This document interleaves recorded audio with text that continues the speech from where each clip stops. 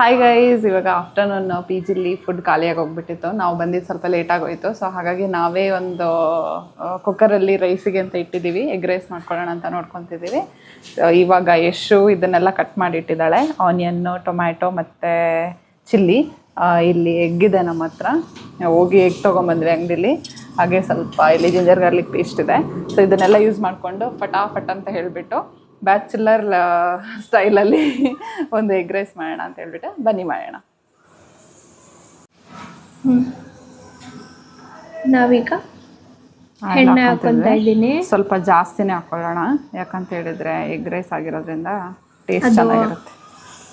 ಉರಿ ಕಮ್ಮಿ ಮಾಡೋಣ. ಈಗ ಆಯಿಲ್ ಆದಮೇಲೆ ನೆಕ್ಸ್ಟು ಆಕ್ಚುಲಿ ಇದೆಲ್ಲ ಹಾಕ್ಬೇಕು, ಸಾಸಿವೆ ಎಲ್ಲ.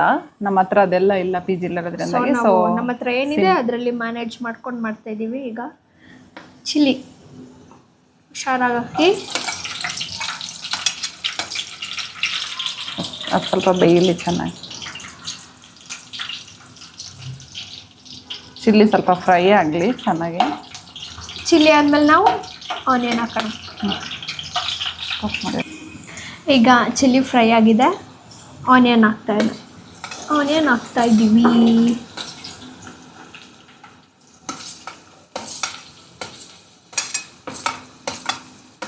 ಈಗ ಆನಿಯನ್ ಫ್ರೈ ಮಾಡಬೇಕು. 2-3 ಮಿನಿಟ್ಸ್ ಸಾಕಲ್ವಾ ಆನಿಯನ್ ಫ್ರೈ ಆಗೋಕ್ಕೆ? ಅದು ಸ್ವಲ್ಪ ಲೋ ಫ್ಲೇಮಲ್ಲಿ ಚೆನ್ನಾಗಿ ಫ್ರೈ ಆಗಲಿ. ಲೋ ಫ್ಲೇಮಲ್ಲಿ ಇನ್ನೊಂದು ರೀಸನ್ ಏನು ಲೋ ಫ್ಲೇಮಲ್ಲಿ ಇಟ್ಟಿದ್ದೀವಂದರೆ, ಆ ಕಡೆ ರೈಸ್ ಇದೆ ಅಲ್ವಾ, ಅದನ್ನ ಸ್ವಲ್ಪ ವಿಶಿಲ್ ತಣ್ಣಗಾಗಿಲ್ಲ ಅಂತ. ಇನ್ನೊಂದು ಆನಿಯನ್ ಯಾವಾಗಲೂ ಲೋ ಫ್ಲೇಮಲ್ಲೇ ಬೇಯಬೇಕು ಅಂತ ಅಮ್ಮ ಹೇಳೋದು ಕೇಳ್ಕೊಂಡಿದ್ದೀನಿ. ಯಾಕಂತ ಹೇಳಿದ್ರೆ ಅವಾಗ ಅದು ಚೆನ್ನಾಗಿ ಫ್ರೈ ಆಗುತ್ತೆ, ಇಲ್ಲಾಂದರೆ ಸುಟ್ಟೋದಂಗಾಗುತ್ತೆ. ಸೊ ಇದು ನಮ್ಮ ಪಿ ಜಿ ಸ್ಟವ್ ತುಂಬ ಗಲೀಜಾಗಿದೆ, ಇಗ್ನೋರ್ ಮಾಡಿ. ಅದು ಇವತ್ತು ಅವ್ರು ಕ್ಲೀನ್ ಮಾಡಿಲ್ಲ, ಅವರು ರಾತ್ರಿ ಕ್ಲೀನ್ ಮಾಡ್ತಾರೆ ಅಡುಗೆ ಎಲ್ಲ ಆದಮೇಲೆ. ಸೊ ಪಿ ಜಿ ಅಂದರೆ ಹೀಗೆ ಇರುತ್ತೆ. ಈಗ 2 ಮಿನಿಟ್ಸ್ ಈರುಳ್ಳಿ ಫ್ರೈ ಆಗಲಿ. ಈರುಳ್ಳಿ ಈಗ ಫ್ರೈ ಆಗ್ತಾ ಇದೆ.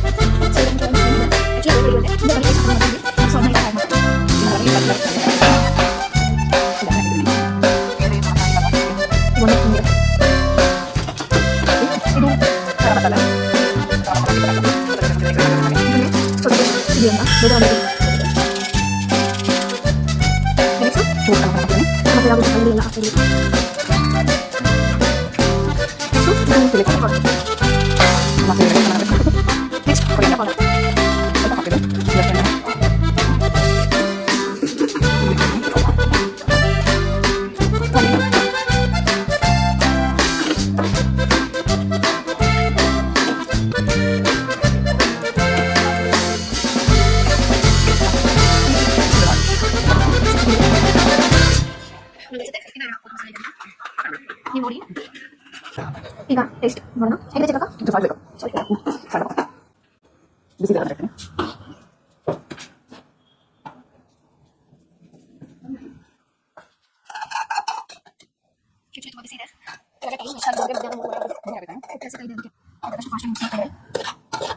ಇದು ಮಧ್ಯಾಹ್ನ ರಾತ್ರಿ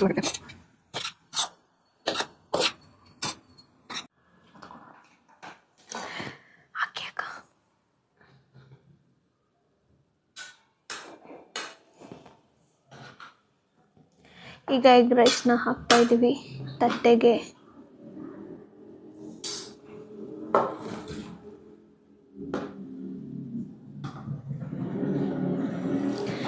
ತಿಂದ್ಬಿಟ್ಟು ಟೇಸ್ಟ್ ಹೇಗಿದೆ ಅಂತ ಹೇಳೋಣ ಸಾಕೋಕ್. ಗೈಸ್ ಇವಾಗ ಟೇಸ್ಟ್ ಮಾಡೋಣ ಹೇಗಿದೆ ಎಗ್ ರೈಸ್ ಅಂತ.